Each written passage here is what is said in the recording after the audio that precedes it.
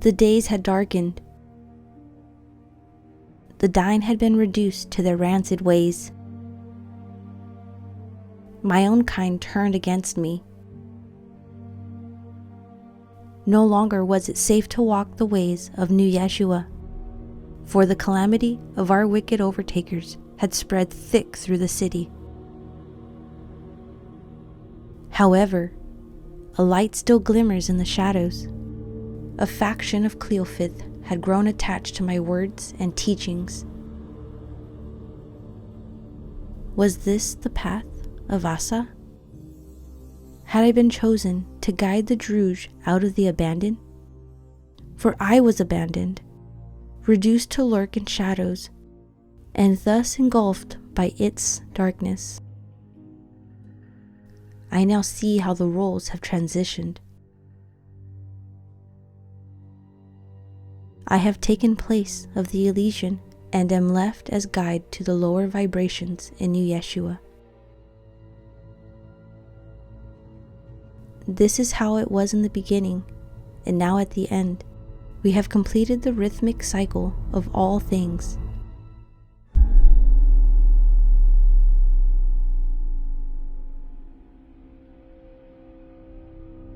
I had come across a lost dying child, left for dead, when a horde of Edemu came pillaging through the ways of Rumia.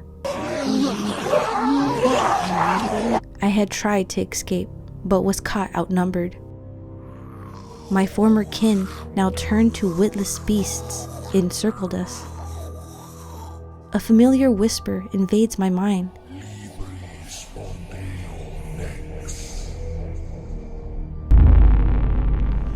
A white blast from behind decimates the Idemu, and they retreat into shadow. It is Zail who walks through the mist towards us. I take arm a spear left on the ground. I instruct the dying child to flee and find shelter. As Zail nears, I conjure all that is left within me to smite down the vileness that is of Druge. I strike, piercing Zail's chest. Yet he remains frigid by the spear. He places his hand on my head as I thrust the spear deeper into his chest.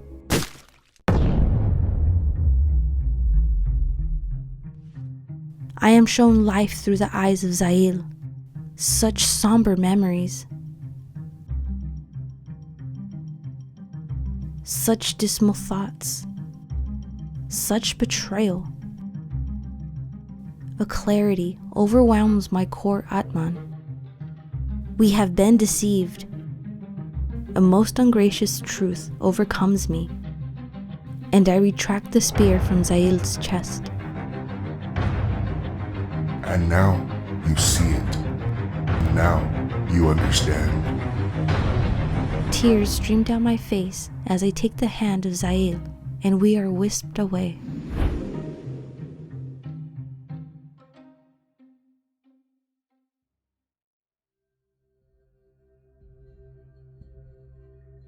My encounter with Muerte had left me at ease. An understanding of rhythm, the law of cycles, cause and effect. Fear holds no shackles over me. Met with and passed into void, I listen to the colors of Asa, and they have seen me rejoined.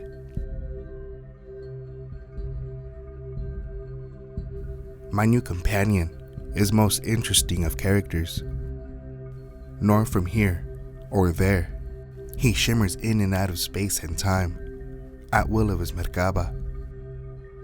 In the timeflux, he introduces himself as Zes, son of Pan. Z because he has zigzagged back and forth, exploring both sides of the universe, and like his hooves, the bottom lies flat with a degree of stability. E because with 3 branches of equal length, His discernment is fair, able to expand out, exhibiting a willingness to learn, think in all spectrums, and a vigorousness for understanding. And S, because of his perception and direction, a conflicting nature within himself has puzzled him towards the way of Asa. Yet, his friendliness, perception, and recollection has brought him to harmony. I ask him if he had witnessed the light of the wave of Ascension, and he begins to speak. Nobody really had a dream around here, but I don't really mind. It's starting to get to me. Nobody ever pulls the seams around here, but I don't really mind that it's starting to get to me. You see, I've got this energy beneath my feet, like something underground is gonna come up and carry me. I've got this sentimental heart. It beats, but I don't really mind that it's starting to get to me. Now.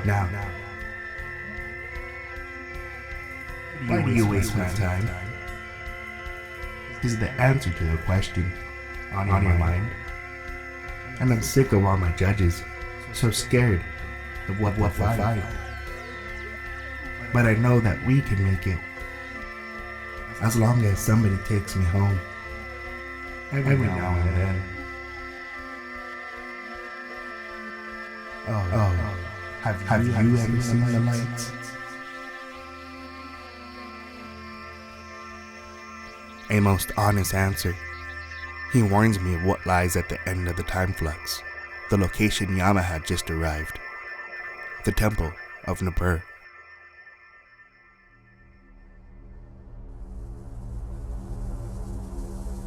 We had landed inside a testing room. Dying people taken apart and put back together. Limbs hung, as did torsos.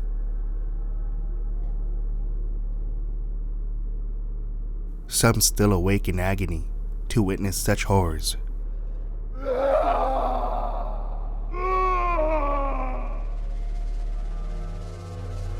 Vials of selected bloodlines stood on shelves. Zess explains this was the means of Anu, a plot to enslave the dying, once more as in the previous Earth, before the Great Awakening. Alchemical symbols, drawings, elements, and what had appeared to be an image of Shambhala, and the winged staff of Nibiru, below it, hung on the wall.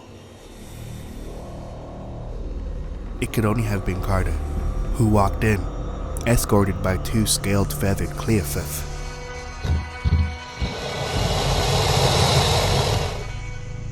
Instantaneously, I felt them absorbing our energy.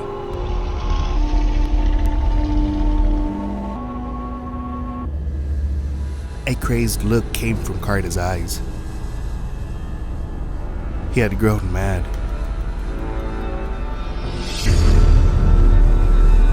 I cast off the beasts and grab a hold of Krysthala, wishing to diminish him, to contort out of existence. I look into his eyes and see myself. How am I to hate what I created? You are the cause to this, just as I am.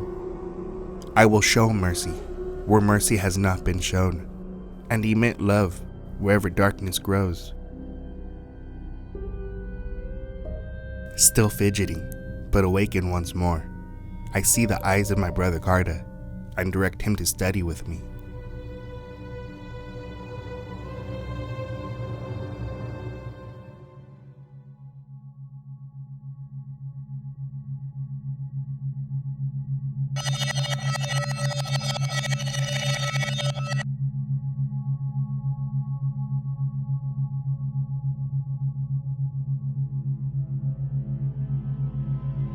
The real mystery does not behave mysteriously or secretively. It speaks a secret language. It adumbrates itself by a variety of images, which all indicate its true nature. I am not speaking of a secret personally guarded by someone, with the content known to its possessor, but of mystery. A matter of circumstance, which is secret, known only through vague hints but essentially unknown. The real nature of matter was unknown to I, the alchemist. He knew it only in hints. In seeking to explore it, he projected the unconscious into the darkness of matter in order to illuminate it. In order to explain the mystery of matter, he projected yet another mystery, his own psychic background, into what is to be explained. Obscurum per obscurus, ignotum per ignotus. This procedure was not, of course, intentional. It was an involuntary occurrence.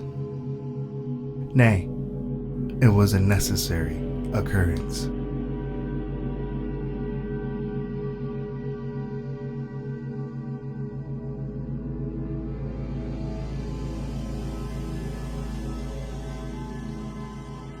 It is the reason to our being, the rivers flowing to oceans. We are the makers of sin, vulgarity, and evil, but we are also the reactants, creators of the philosophic anew, and love.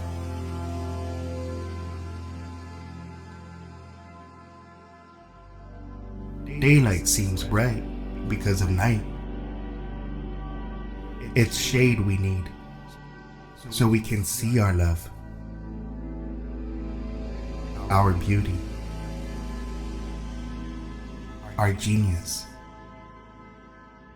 our work, our triumph, our glory.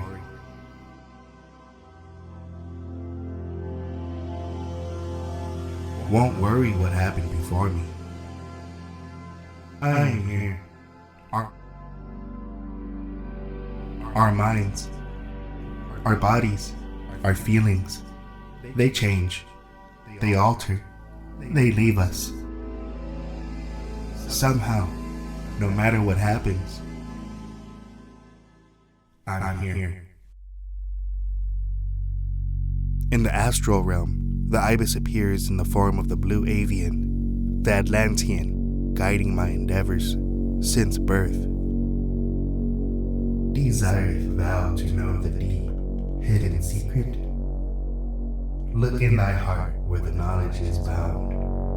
Know that in thee the secret is hidden, the source of all life and the source of all death. We have much to do before the equinox. Take control of the bird. Our companions await at the gate. The beasts inside will show no mercy, for their residence is of different source, creators of duality, children of Kai and Anu. With Rouge at heart, they do as they will.